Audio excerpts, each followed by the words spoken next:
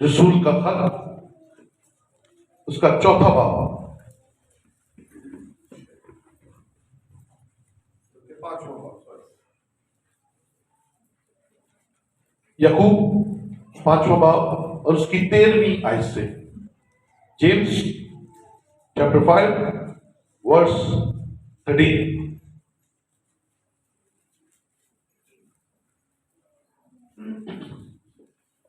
लिखा है, अगर तुम में कोई मुसीबत ज़दा हो तो दुआ करे, अगर खुश हो तो हम्द के गीत गाए, अगर तुम में कोई बीमार हो तो कलीसिया के बुजुर्गों को बुलाए और वो खुदावन के नाम से उसको तेल मलकर उसके लिए दुआ करें।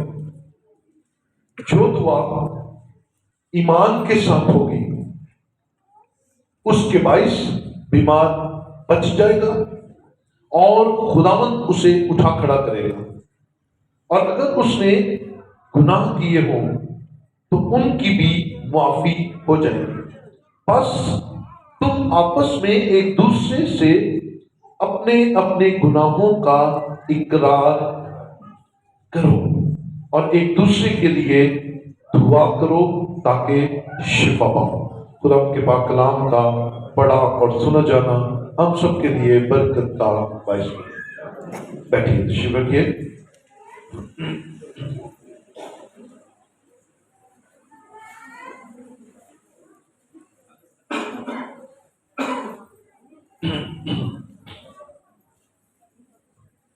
हम सब जिंदा हैं और खुदा की हुजूरी में हैं, इसलिए हालेलुया, खुदा की तारीफ को शाबाश हम कर दो।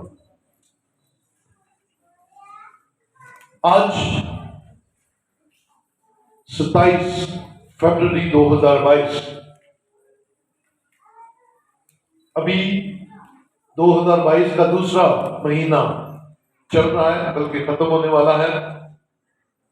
तो आगाज ही से हमने कोशिश की कि हम उन मजमूनों को छेड़ें, उन मजमूनों को सीखें जो सारा साल थ्रू आउट हमारे साथ साथ चले, हमारी लाइफ में जिनका बड़ी बड़ी अहमियत हो। आज से हम जिस सीरीज का आगाज कर रहे हैं उसका नाम है दुआ। क्या थी? दुआ, प्रेयर। क्योंकि मजहबी लिहाज से तकरीबन दुनिया के हर मजहब के अंदर दुआ का कॉन्सेप्ट मौजूद है। प्रेयर, प्रार्थना, ये कॉन्सेप्ट मौजूद है। और हम जो यीशु मसीह के मानने वाले हैं, हम अगर बाइबल उठाकर देखें, पुराने अहदनामा और नए अहदनामा में दुआ की बड़ी अहमियत है। खुदा के लोग खुदा से दुआ करते हैं और ये मुख्तलिफ अदवार में मुख्तलिफ तरीकों से खुदा के हुजूर पेश की गई। इस सीरीज के तकरीबन 5 सरमन्स हो गए। आज हम इंट्रोडक्टरी दुआ के ताल्लुक से सीखेंगे, फिर आगे चलकर हम इसके जो बाकी के मज़ामीन हैं कि दुआ कहाँ करनी चाहिए, दुआ कब करनी चाहिए, दुआ की राह में आए रुकावटें क्या है, और बहुत सारी चीजें हम दुआ के ताल्लुक से सीखेंगे। तो सबसे पहले सवाल ये पैदा होता है कि दुआ है क्या? दुआ का लुग़वी मानी क्या है? दुआ का रूहानी मानी क्या है? आपके नजदीक दुआ क्या है? खुदा से बात करना। जबरदस्त। ये आम फहम बात है कि खुदा से बात करने को दुआ कहते हैं, लेकिन याद रखिए, बात जब की जाती है तो फिर दो तरफा होती है, बात एक तरफा नहीं होती।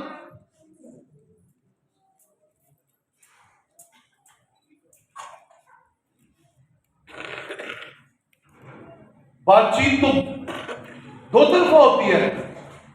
क्या हमने कभी दुआ इस अंदाज से की है कि हम खुदा से बात कर रहे हैं, हम खुदा को अपनी सुनाएं और खुदा हमें अपनी सुनाए?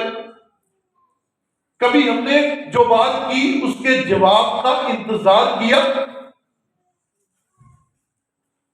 क्या कभी हमने दो तरफा बात करने की कोशिश की? एक जवाब आया कि खुदा से बातें करना दुआ कहलाता है। इसके लुग़वी मानी अपने पास लिख लीजिएगा। दो अलग अलग डिक्शनरीज से मैंने इसका मीनिंग निकाला। 4-5 इसके मानी है, लिख लीजिएगा। खुदा से मांगना, इल्तिजा, मुनाजात, दरख्वास्त और पुकार, ये दुआ के मानी है। लेकिन दुआ की तारीफ और भी है। पहले नंबर पर हमने क्या सीखा कि दुआ का मतलब है खुदा से बातें करना। दूसरे नंबर पर इंसान की रूह का खुदा से बातें करना। एक हमारा खुदा से बातें करना, एक दुआ का दूसरा मानी है हमारी रूह का खुदा के साथ बातें। दुआ करना रूहानी काम है, जिस्मानी काम। एक इसका तीसरा मानी है दुआ मानी नहीं, यानी कि तारीफें। आपके सामने दुआ की तारीफें रख रहा हूं। दुआ आसमान और जमीन के दरमियान ताल्लुक पैदा करने का एक जरिया है। बोले है थोड़ा सा बड़े, थोड़ी सी चीजों को बेहतर करें। आसमान और जमीन के दरमियान लिंक, ताल्लुक पैदा करने का नाम दुआ है। क्योंकि आप जमीन पर हैं, आप जिससे दुआ कर रहे हैं वो आसमान पर है। और अगर आप रूह में दुआ करते हैं, आप रूह में खुदा के साथ बातचीत करते हैं और आपका ताल्लुक कायम हो जाता है, तो जमीन का आसमान के साथ आपकी दुआ की वजह से ताल्लुक कायम हो जाएगा। आप जमीन को आसमान के साथ लिंक अप कर देंगे। जमीन से बोले जाने वाले अल्फाज आसमान पर सुने जाएंगे। और ये बड़ा जबरदस्त मानी था। इंसान और खुदा के दरमियान जो खला है उसे दुआ पुर कर। दुआ है वाहिद जरिया नीचे का ऊपर के साथ ताल्लुक बनाने का। और आगे सुन लीजिएगा, किसी भी वक्त किसी भी इंसान का आसमान के खुदा के साथ बातचीत करना दुआ कहलाता है। इंसान का बाहम खुदा के साथ मेल मिलाप दुआ कहलाता है। पंजाबी का मुहावरा अक्सर मैं बोलता हूं, रिश्तेदारी साथ मिलने में देखो चलते हैं। अगर आपके रिश्तेदारों के साथ मेल मिलाप नहीं है तो कैसी रिश्तेदारी? कोई भी नहीं। ते खूब पानी ना दबे वो कदा खूब। ठीक उसी तरह आपके खुदा के साथ लिंकअप होना बाहमी ताल्लुक को जाहिर करता है। वैसे हम सुबह शाम पढ़ते रहे, ऐ हमारे बाप, और बाप के साथ में ताल्लुक ना बनाए, ये खतरनाक हालत है। ये सारी दुनिया को कहते फिर कि फलाना मेरा रिश्तेदार है, फलाना मेरा रिश्तेदार है, पर उस रिश्तेदार नाल अपना कोई ताल्लुक ना। खुदा के साथ आपकी गुफ्तगू, मेल मिलाप जमीन को आसमान के साथ जोड़ देगा और आसमान से आपकी दुआ का जवाब आएगा, आपके सवालों का जवाब आएगा, आपके मुंह से निकले हुए अल्फाज का जवाब आसमान से जमीन की तरफ आएगा। एक मौसर दुआ। आज मैं समझ रहा हूं कि ये आज की जरूरत है। अभी 2 दिन बाद लेंट सीजन शुरू होने वाला है, रोजों का सीजन शुरू होने वाला है, और रोजों के सीजन में सिर्फ रोजे ही नहीं रखने, आइए मौसर दुआ करना शुरू, तासीर वाली दुआ करना शुरू करें। ऐसी दुआ जो आपको, आपके खानदान को, आपकी कलीसिया को और आपके घराने को बदल के रख दे। मौसर दुआ, ऐसी दुआ जो खुदा को आपकी तरफ देखने पर मजबूर कर दे, खुदा का ध्यान आपके खानदान की तरफ पड़े, खुदा की निगाहें आपके चर्च की तरफ बढ़े, आप कैंप में खड़े होने वाले हो जाए, आप टूटी हुई फसील को बनाने वाले बन जाए, आप तामीरी काम करना शुरू कर दे। एक मौसर दुआ के अंदर 4 चीजों का होना बड़ा जरूरी है। आपकी दुआ 4 स्टेप पर मुश्तमिल होनी चाहिए।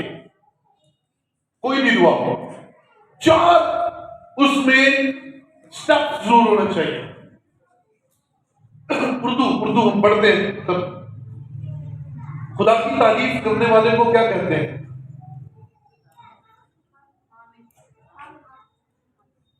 खुदा की तारीफ को क्या कहते हैं? हम्द करना, है ना? क्या करना जी? और हम्द करने वाले को कहते हैं हामिद। क्या कहते हैं? हामिद। ये सिखाने के लिए चंद चीजें हैं, इसे अपने पास आपने हमेशा के लिए सेव कर देना। ये आपकी हार्ड डिस्क में यहां पर सेव हो जानी चाहिए। हम्द खुदा की तारीफ को कहते हैं और हम्द करने वाले को हामिद कहते हैं। और हमने अपनी दुआ के मौसर 4 जो स्टेप्स हैं उनको सीखने के लिए हामिद के हिजे कर देने हैं, हामिद को तोड़ देना है। हामिद को तोड़े तो कितने हिजे हमारे पास आ जाते हैं, और रुफे दर्जी कितने आ जाते हैं? बोलो भाई, कितने? 4। बोलिएगा कौन कौन से? सबसे पहले हे, दूसरे नंबर पे अलिफ, तीसरे नंबर पे मीम, और आखिरी हामिद। अब हमने अपनी दुआ को मौसर बनाना है इन 4 हिज्जों के ऊपर खड़े होकर। अब ये मैंने आज सुबह ये ड्राइंग बनवाई है। कोई बच्चा आ जाए, बड़ा आ जाए, सबसे पहले ये लिखने वाले प्लीज अपने पास इन बातों को जरूर लिखें। ये सारी टीचिंग सेशंस हैं जो मैं आपको एक कलाम की सूरत में सुना हूं।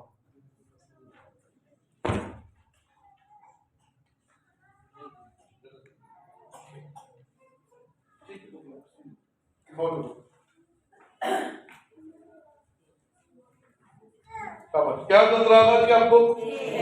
क्या? जिनको नहीं भी पढ़ना आता वो भी बोलेंगे क्या है जी? वो पीछे वाले बोलेंगे क्या है जी? क्या जी?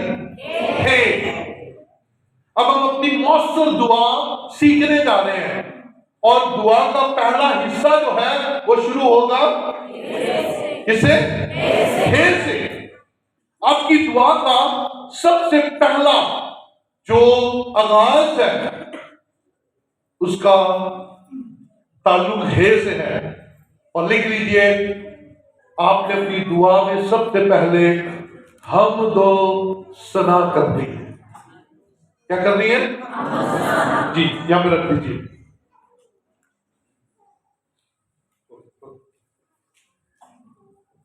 आपको दोबारा बुलाते हैं। Thank you.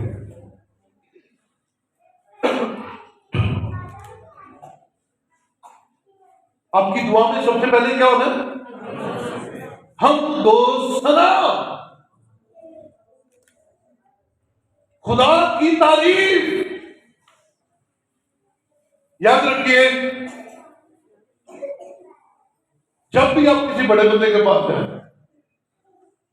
तो क्या आप जाते साथ ही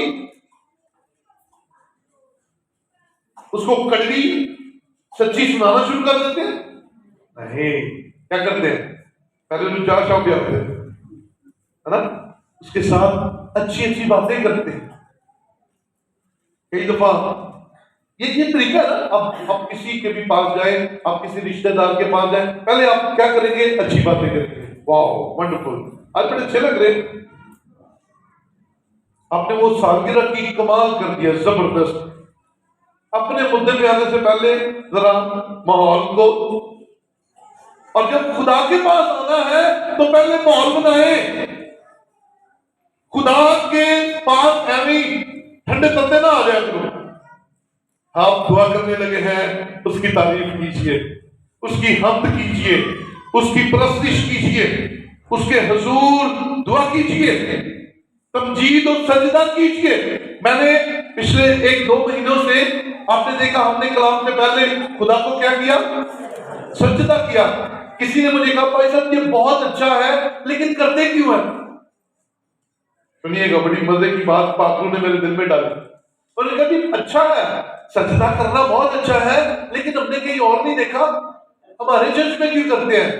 तो मैंने उसे पता क्या कहा, मैं क्या, जब हम खुदा के सामने सजदा कर देते हैं तो साड़ी साड़ी आकर टूट जाती है।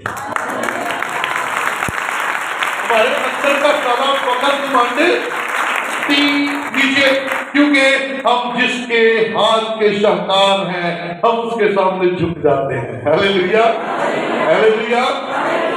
आइए जरा ज़बूर 95 में चले, जरा जल्दी से ज़बूर 95।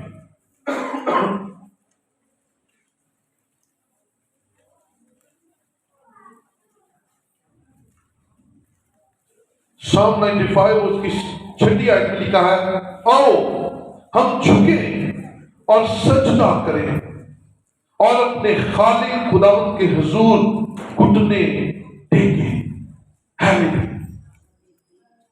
ये उसकी प्रेजिंग है, ये उसकी तारीफ है, ये उसकी महिमा है। हमने अपने मुंह से इकरार करना है कि हम मखलूक हैं और हमारा एक खालिक है, और हम खालिक के सामने झुक जाते हैं। हालेलुया। खालिक के साथ बातचीत शुरू करने लगे हैं ना, खालिक के साथ अभी आपका दुआ करने लगे हैं, बातचीत करने लगे हैं, जमीन का आसमान के साथ ताल्लुक कायम करने लगे हैं, वो खाली जगह पूर्ण करने लगे हैं जो खुदा और आपके दरमियान है। तो फिर उससे पहले उसके सामने झुकेंगे, उससे पहले उसे मानेंगे, उससे पहले हम उसके हुजूर सजदा रेज़ होंगे, और ये उसके हुजूर हमारी हम्दो सना कहलाएगा। अभी जो याकूब रसूल का खत 5वें बाब में से हमने हवाला देखा, उसमें दुआ के ताल्लुक से कहा गया, जब एक दूसरे के साथ मिलो, एक दूसरे के लिए दुआ करो ताकि तुम शिफा पाओ। अगर कोई बीमार है तो बुजुर्गों को बुलाओ, वो आकर क्या करे? वो क्या करे? साढ़े बुजुर्ग आके डरा छड़ देते, इन्ने नहीं जे हुण बचना। आम बंदा तो आएगा, मैनू ख्वाब आ गई, मैं बड़ा परेशान हूं इस बात से कि ये मारने वाली ख्वाब क्यों होती है। सिर्फ आज तक नहीं किसी ने कहा मैंने खुदा के हुजूर देखा था कि इन्हें बात है। तो दसदे भी मरन तो बाद जितों मर जाता ना बंदा, कहते मैंने पहले ही पता लग गया। तो आइए उसको अपनी जिंदगी में काम करने दें। पाखरू आपको बताएगा कि इस बंदे की हड्डियों में जान सारी उम्र नहीं, लेकिन जब तू दुआ करेगा तो इन हड्डियों में जान आ जाएगी और ये खड़ा हो जाएगा। ये मुर्दा मरेगा नहीं, जो दिख रहा है इतने सालों से कोमा में है, जब तू जाएगा छुएगा, परा छुएगा तो ये जान में आ जाएगा। पाखरू तो ऐसे काम करता है। साधु जिन्ने सुनाया है सुनाया, मैंने पहले ही पता लग गया सी इन्ने नहीं जे बचना। आइए जिंदा खुदा की हम तो तारीफ करें, सजदा करें, झुके। हम तो सिताइश दो तरफ से की जाती है। ये दुआ का तरीका से शाने शान, क्या कहा जी मैंने? जिस मर्तबा, जिस ओहदा पर वो दुनिया में है, खुदा से बढ़कर कोई है? खुदा से बढ़कर कोई है ही नहीं और ना कोई हो सकता है। खुदा सबसे बड़ा है। अब मैं और आप उसकी हम्द कर रहे हैं, दो तरह से दुआ कर सकते हैं, हम्द कर सकते हैं। पहले नंबर पर उसके शाने शान अपने मुंह से इल्फाज अदा कीजिए। आपने खुदा को दी बेस्ट कोई लफ्ज बोलना है, उसकी तारीफ करनी है। क्या बोलते हैं? ऊपर वाले, नीचे वाले, अब अपने अपने बताइए। क्या? शैतान, मेरी शैतान, बादशाह का बादशाह, मुबारक है, जलाली जला, बनाना, सिपर, दाल, चुभने की जगह, वो मेरा जोर है, मोहकम किला। बोलो भाई, आप ही बोलो। ताकत, जोर, मेरा पुरुष है। क्या जब आप दुआ से पहले ये लफ्ज बोलेंगे, खुदा खुश होगा या नाराज होगा? हालेलुया, वो खुश होगा। मेरी मखलूक मेरी तारीफ कर रही है, और खुदा तू मेरा छुड़ाने वाला, तू मेरा बचाने वाला, तू मेरा बुर्ज, तू मेरा ऊंच मोहकम किला है, तू मेरा जोर, तू मेरी ताकत, तू मेरा बचाने वाला, तू मेरी सिफर है, तू मेरी आग है, तू मेरे गिर्द चारों तरफ मेरी हिफाजत करने वाला। ओ मालिक खुश होगा। ये मेरा बेटा, ये मेरी बेटी मेरे हुजूर मांगने के लिए नहीं सिर्फ आई, मेरी तारीफ करने के लिए गया। हालेलुया। तो आपकी दुआ, मेरे बच्चे, मेरे बड़े, मेरी बेटियां, मेरे बेटे, आपकी दुआ खुदा की हम तो सिताइश से शुरू हो, और आप दो तरफ से सिताइश हम कर सकते हैं। पहले नंबर पर लीजिए उसके खूबसूरत नाम, लीजिए, कीजिए उसकी बड़ाई। ऐ खुदा, समंदर तूने बनाए, पहाड़ तूने बनाए, जंगलात तेरे हैं।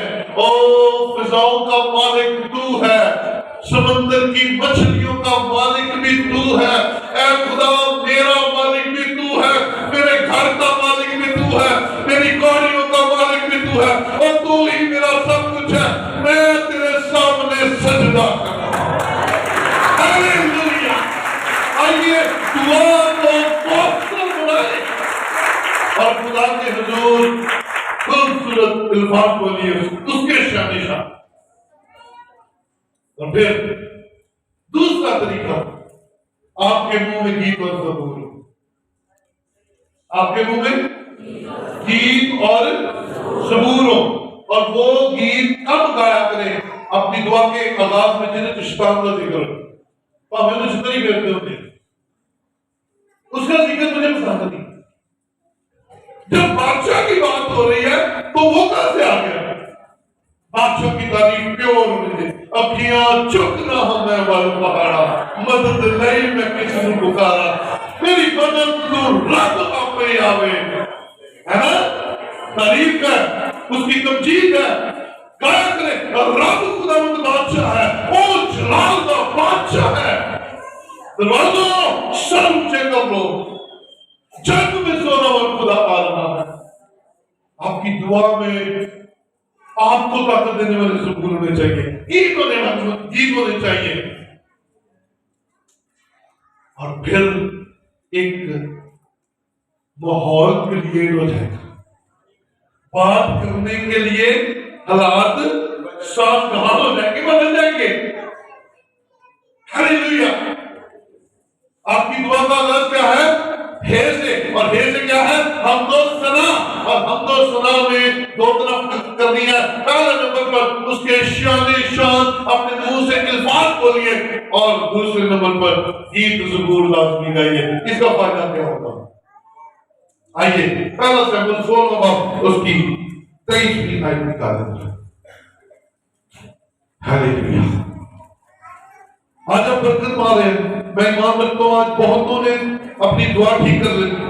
पहला सैमुएल 16वां बाब और उसकी 23वीं आयत में लिखा है, सो जब वो बुरी रूह खुदा की तरफ से शाऊल पर चढ़ती थी तो दाऊद बरबत लेकर हाथ से बजाता था और शाऊल को राहत होती और वो बहाल हो जाता और वो बुरी रूह उस पर से उतर जाती। शाऊल बादशाह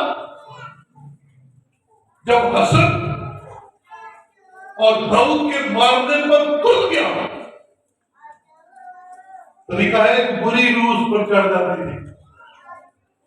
तो फिर काम कौन आया? प्रस्तिश करने वाला दाऊद। दाऊद आता था, बरबत बजाता था और मैं समझता हूं वो साथ में रूह परवर ज़बूर गाता होगा। वो गाता होगा, बरबत से बीन जाके मैं जागा ना सवेरे, और जू वो गाता जाता था, जू वो बजाता जाता था, वो बुरी रूह शाऊल को छोड़कर भागती चली जाती थी और शाऊल आराम पाता था। ठीक मेरे भाई, ठीक मेरी बहन, ऐ प्यारे खानदान, ऐ चर्च, जब तू अपनी दुआ से पहले गीत गाएगा, प्रस्तिश करेगा, तो तेरे घर के अंदर जितनी गंदी तासीरें होंगी वो भाग जाएंगी और तेरे घर की फिजा पाक हो जाएगी। तेरे घर की फिजा पाक हो जाएगी। कोई चीज रुकावट नहीं बनेगी। जब तू दुआ करेगा, करेगी, गीत और ज़बूर हमको सना तेरे घर के माहौल को साफ करते। हालेलुया। गीत और ज़बूर हो गया है, हम तो सना होगी, माहौल बन गया। अब अगला काम क्या? आपकी दुआ का दूसरा हे के बाद क्या था जी? अली। पहले नंबर पर क्या था जी? हे। और हे से क्या था जी? आपकी दुआ का पहला हिस्सा क्या है जी? हमदोसना। अब है जी दूसरा हिस्सा। दूसरा हिस्सा अलिफ है और अलिफ से है इकरारे गुनाह। क्या जी? क्या है जी? सारे बोलेंगे क्या जी? इकरारे गुनाह। इसका मतलब क्या है? अपने गुनाह का इकरार। थैंक यू जी। रखिए यहां पर अलिफ। हे के बाद अलिफ। अब अलिफ इकरारे गुनाह, माहौल बन गया, फिजाएं पाक हो गई, बरकत जारी हो गई। आपको फील होना शुरू हो गया कि घर के अंदर ब्लेसिंग आ गई है।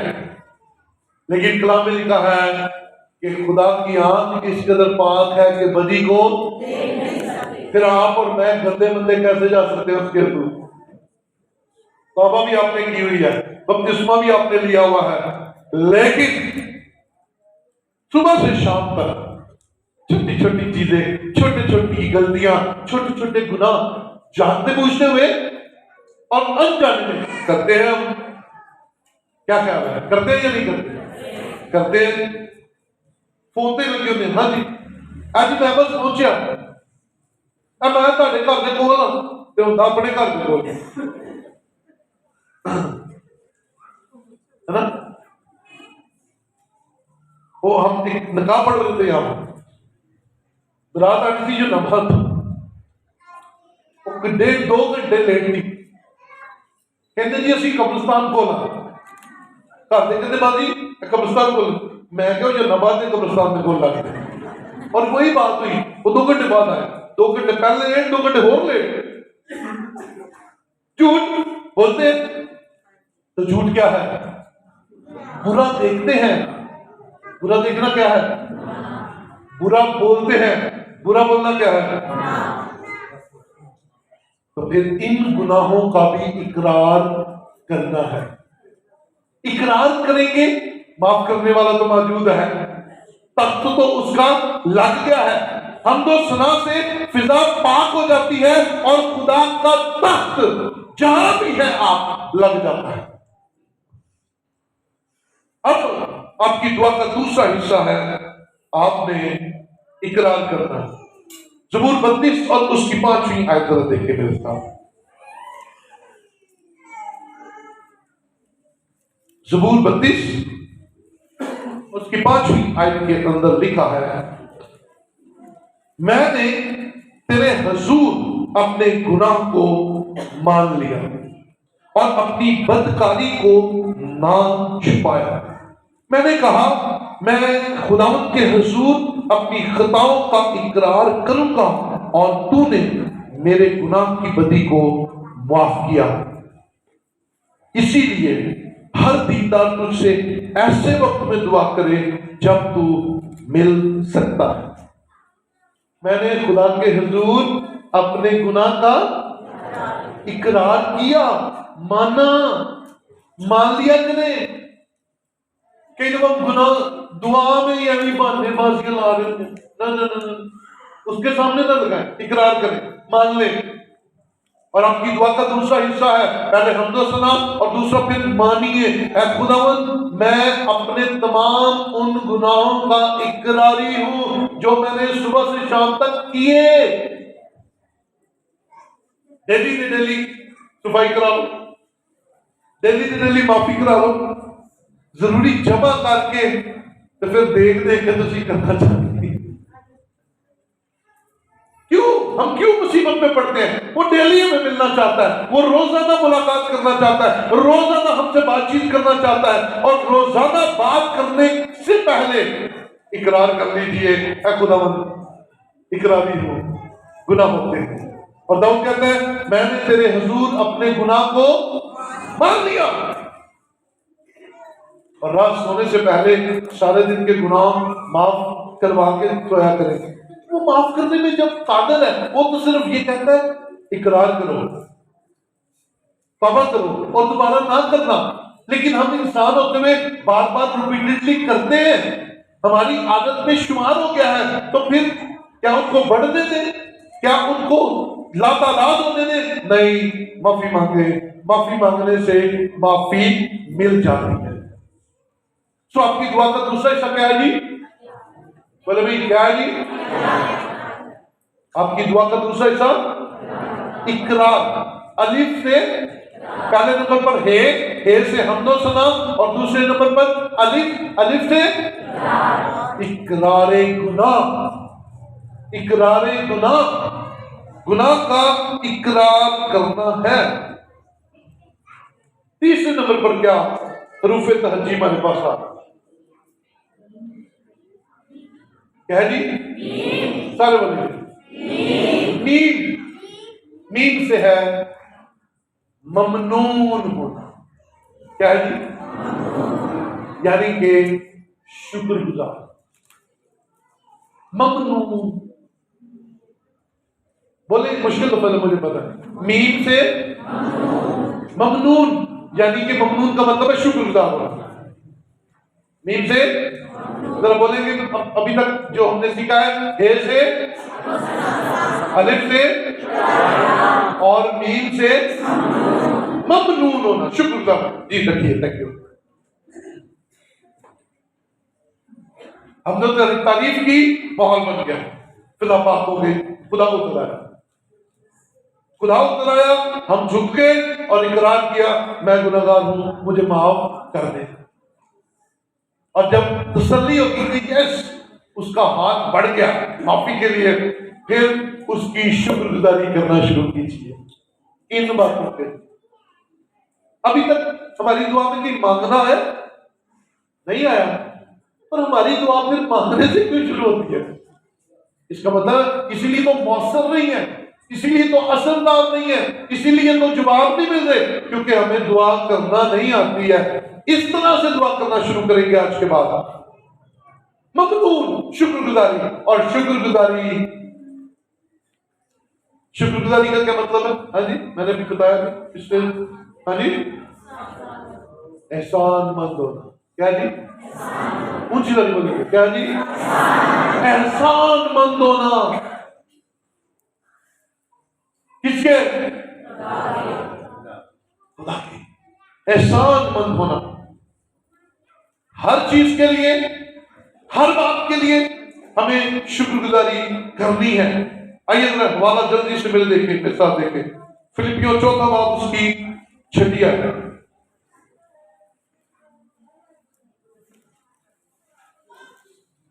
शाबाश।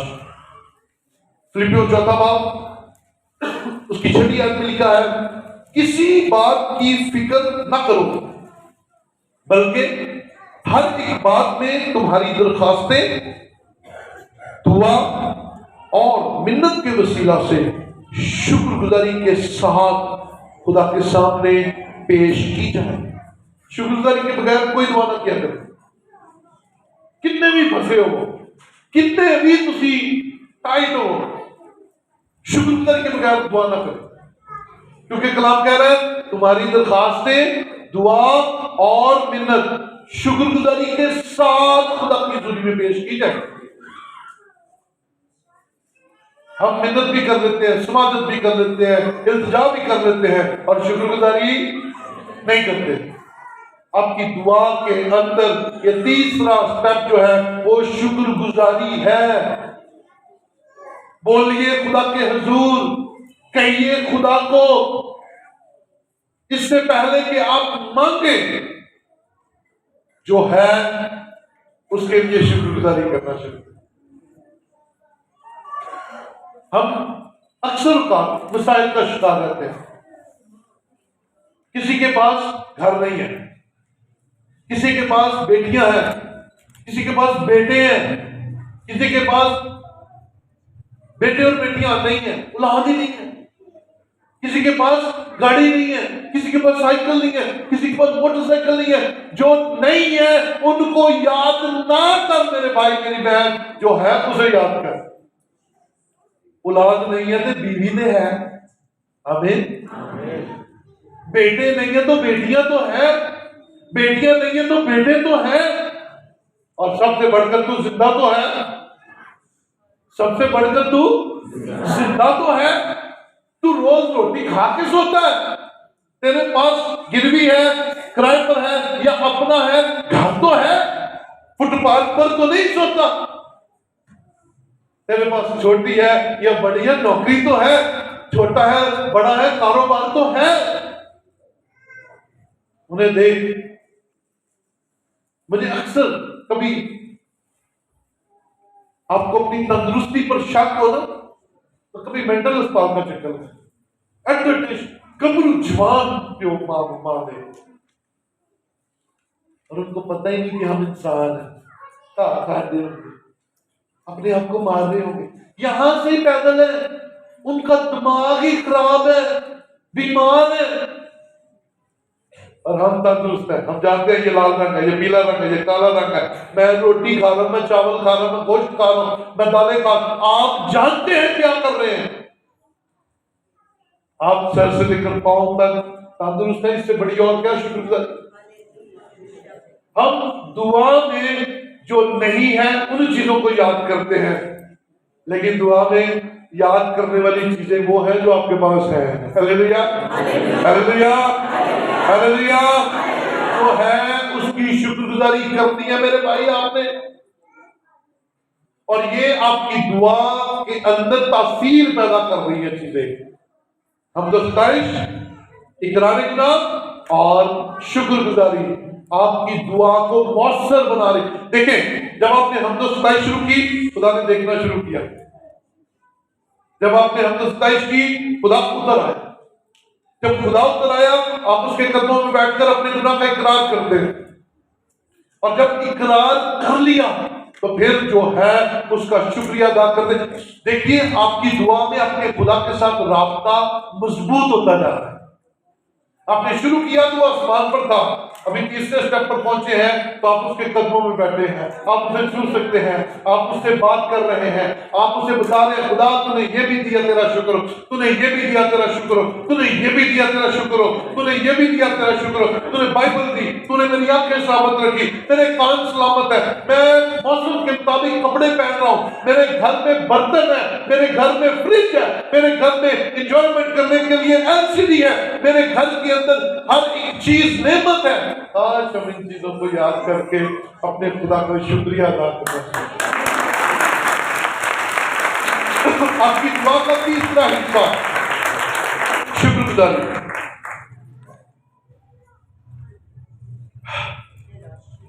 इसके साथ ही है दूसरा तसल्लीकियों, बल्कि पहला तसल्लीकियों 5वां बाब,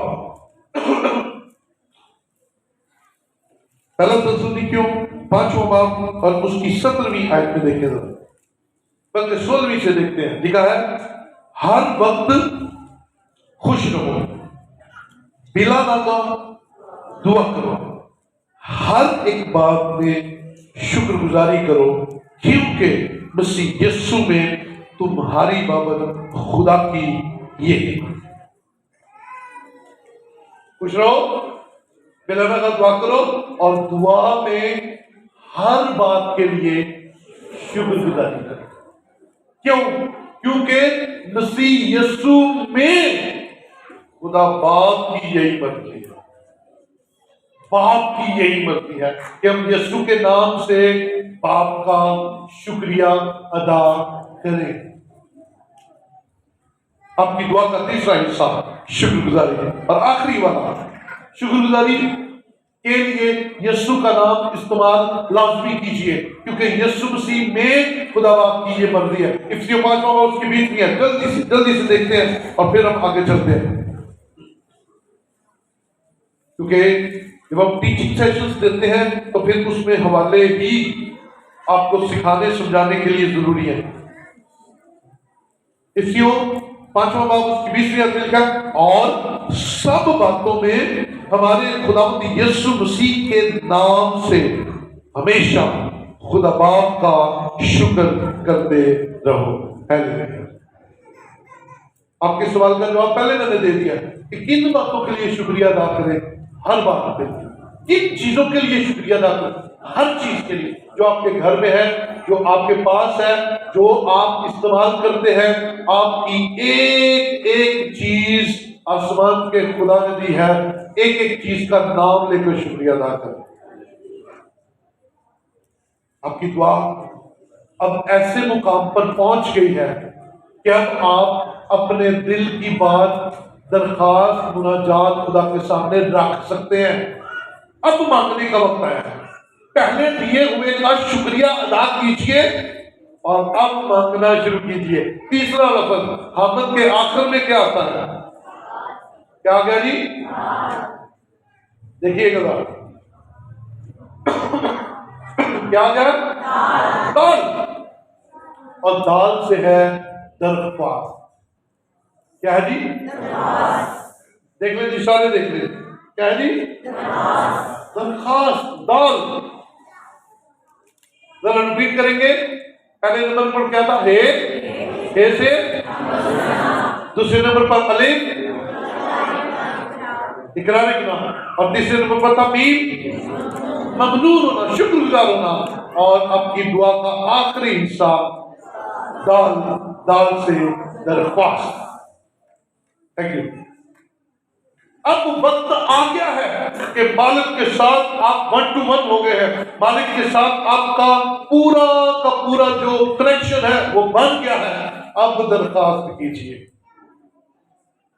अब आपकी दुआ का जवाब आने का वक्त हो गया, लेकिन उससे पहले आप सवाल करेंगे, आप दाल से दरखास्त करेंगे। सिफारिशी दुआ हो, इल्तिजा हो, आपकी शॉर्ट टर्म दुआ हो, दुआ का पैटर्न एक ही है। आप 10 मिनट की दुआ करें, उसमें भी आप ये चारों ही हिस्से इस्तेमाल करेंगे, और आप 2 घंटे की करें, आप फिर भी ये दुआ का हिस्सा बनाएंगे।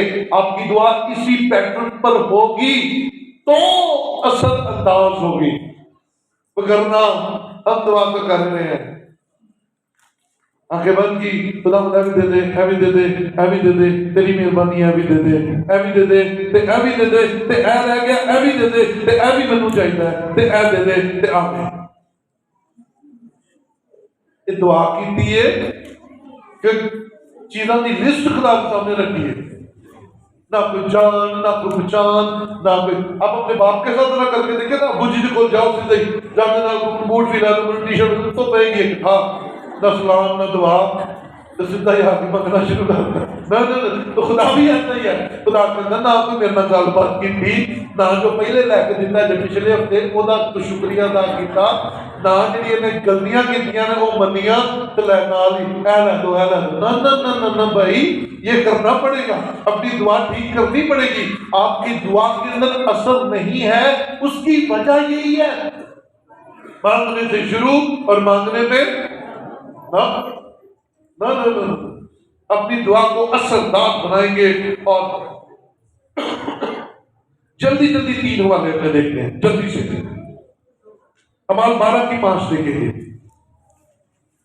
आपकी दुआ का रुख किसी इंसान की तरफ नहीं, बाप की तरफ होना चाहिए। हमारे 12 की 5 हालेलुया लिखा है।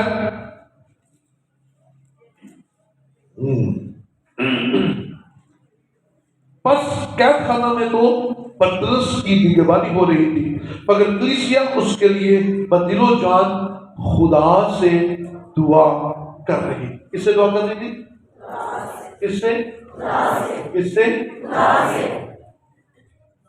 खुदा की तरफ ही हाथ उठने हैं, उससे ही मांगना है, उसने ही देना है, और पहले जो दिया है वो भी उसी ने दिया।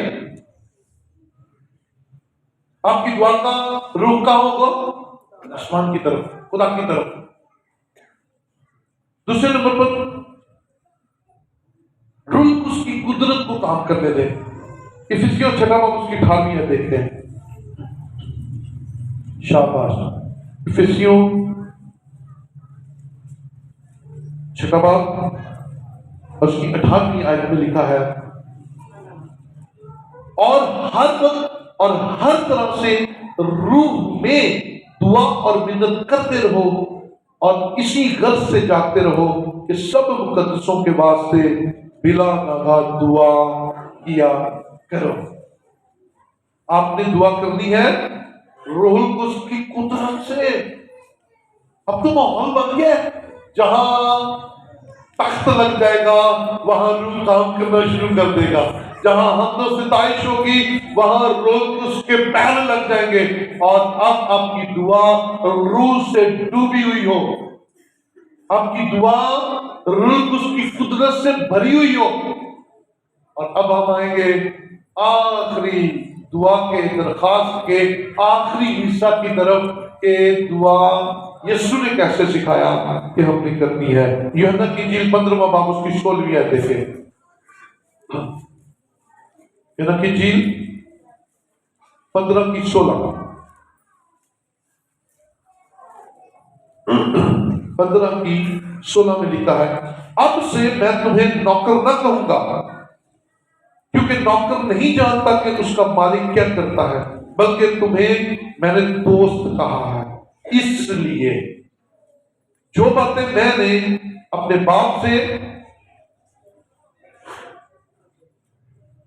बाप से सुनी वो सब तुम्हें बता देता हूं। और सुनिए, तुमने मुझे नहीं चुना, बल्कि मैंने तुम्हें चुन लिया और तुमको मुकर्रर किया कि जाकर फल लाओ और तुम्हारा फल कायम रहे। और गौर से सुन लीजिएगा, ताकि मेरे नाम से जो कुछ बाप से मांगो वो तुमको दे। मीडिएटर कौन है? यीशु। दुआ किसके हुजूर करनी है? बाप के हुजूर। किसके नाम से करनी है? शुक्रगुजारी किसके नाम से करनी है? यीशु के नाम से। ये दुआ का हमें दुआ कांड नहीं करना था, हम बड़ी गलत दुआ कांड कर रहे हैं। कोई कह रहा है तेरे नाम से, कोई कह रहा है मेरे नाम से। मैंने कईयों को नबियों के नाम लेते सुना है। आपके और आपके खुदा के दरमियान सिर्फ एक ही शख्सियत है और उसका नाम यीशु है। उसने हमें दोस्त बना दिया, नौकर नहीं बनाया। नौकर को जरूरत है कि मालिक के पास जाना है, कभी ओदे तरले करे मैनू लै चल, कभी ओदे तरले करे मैनू तेरा मालिक ना बुलवा दे, कभी ओदे नो नो नो नो। उसने कहा मैं बेटा हूं, अब से तुम मेरे दोस्त हो, अब मेरा बाप तुम्हारा बाप है, चलो मेरे साथ चलो, मैं तुम्हें बाप से मुलाकात करवा देता हूँ, मैं तुम्हें उससे मुलाकात करवा देता हूँ, मैं तुम्हारी दरखास्त भी वहां तक ले जाऊंगा। और हर दुआ यीशु के नाम से कीजिए, बगैर यीशु के कोई दुआ ना कीजिए। ये आपके लिए आज दरखास्त और दरखास्तें, मैं आपको ये भी एक खास बात बता रहे हैं। असी इतने अच्छे बनने की कोशिश करते हैं, पूरे जमाने दी दरखास्तां पहला रख देनियां। मेरे भरा नूं ऐ दे दे, मेरी भैन नूं ऐ दे दे, मेरे फलाने नूं ऐ दे दे, फलाने नूं शिफा दे दे, ते अपनी कई बारी भुल ही जाते हैं। ये अच्छा बनने की कोशिश कर रहे हैं। सुनिए, पहले अपने लिए दुआ करें। जब दरखास्त करना शुरू करें ना, पहले अपने से शुरू करें। मुझे, मेरे बच्चों को, मेरे शौहर को, मेरी बीवी को, मेरे घराने को, मेरे बाप को, मेरी माँ को, ये मामला है, इनको ठीक कर दे। और फिर चलिए दायरा बड़ा करने चाहिए, अपने दोस्तों के लिए, अपने खानदान के लिए, अपने हमसायों के लिए, अपने मुल्क के लिए, दूसरे मुल्कों के लिए। फिर बढ़ते जाइए और खुदा आपकी दुआ पर कान लगाए हुए है, खुदा सुन रहा है। और खानदानी दुआ को अपने घरों के अंदर प्रमोट करें, सारे बैठा करें। पहले गीत गाया, फिर इकरार किया इकट्ठा, फिर शुक्रगुजारी की इकट्ठी, और फिर दरखास्तें रखिए। फिर देखिए आपकी दुआ में कैसा असर पैदा होता है। एक और चीज में इजाफा करता जाऊं, इसी पेज में एक सफा पीछे चले जाइए, यूहन्ना 14:13 के अंदर देख लें। 14:13 में लिखा है, और जो कुछ तुम मेरे नाम से चाहोगे मैं वही करूंगा, ताकि बाप बेटे में जलाल पाए। अगर मेरे नाम से मुझसे कुछ चाहोगे तो मैं वही करूंगा। यीशु के नाम से बाप से मांगना है, या यीशु के नाम से डायरेक्ट यीशु से मांग ले। वसीला यीशु है, या यीशु से डायरेक्ट हो जाए, या यीशु के नाम से बाप से मांग ले। ना कोई तीसरा बीच पाओ, तो ना किसी तीसरे कोलो मांगो। और कोई है नहीं है, और किसी के पास ताकत है नहीं है, और किसी के पास इख्तियार है नहीं है। बेटे से मांगिए या बेटे के नाम से बाप से मांगिए, आपको मिल जाएगा। लेकिन दुआ को तरतीबवार बना लीजिए, ये खुदा की मर्जी है, ये खुदा चाहता है। और फिर मेन वाला में जल्दी आके हम आखिरी बात देखेंगे, याकूब के नाम खत में से जो हमने हवाला देखा उसको दोबारा देखते हैं। याकूब 5वां बाब और उसकी 16वीं आयत। बस तुम आपस में एक दूसरे से अपने अपने गुनाहों का इकरार करो और एक दूसरे के लिए दुआ करो ताकि शिफा पाओ। और अगली बात है, रास्तबाज की दुआ के असर से बहुत कुछ हो सकता है। असरदार दुआ असर दिखाती है। आप बोलेंगे होना शुरू हो जाएगा, आप हाथ रखेंगे शिफाएं जारी होना शुरू हो जाएंगी। लेकिन उससे पहले अपनी दुआ का पैटर्न ठीक कर लीजिए, दुआ को बात तरतीब कर लीजिए, ताकि आपका कनेक्शन दुरुस्त तौर पर खुदा के हुजूर जुड़े। शुक्रगुजारी यीशु के नाम से कीजिए और अपनी दुआ का एंड भी यीशु मसीह के नाम से कीजिए। हमें बहुत सारी चीजों में खराब किया जा रहा है।